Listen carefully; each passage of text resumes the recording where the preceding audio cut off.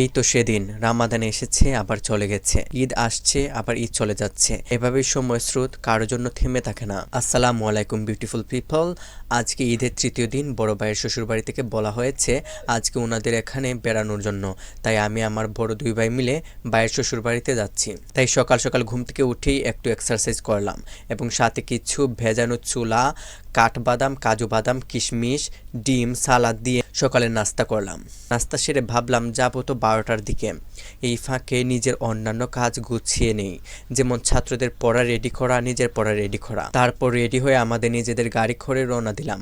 আর যেহেতু আপনজনদের বাড়িতে যাচ্ছি, তাদের জন্য কিছু না নিয়ে গেলে খারাপ দেখায়। আত্মীয়দের বাড়িতে বেড়ানোর রীতি গ্রাম বাংলায় আগে প্রচুর ছিল, কিন্তু বর্তমানে তার রীতিনীতি অনেক কমে যাচ্ছে। মানুষ আগের তুলনায় অনেক অসামাজিক হয়ে যাচ্ছে।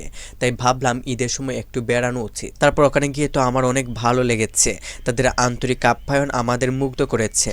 তাই এই যাত্রা স্মৃতি হিসেবে রেখে দিলাম। তাদের থেকে বিদায় নিয়ে সন্ধ্যার দিকে আমরা আমাদের বাড়িতে ফিরলাম। আজকের ব্লগ এখানেই শেষ করছি। দেখা হবে নেক্সট ভিডিওতে। Always be positive, be strong and be confident.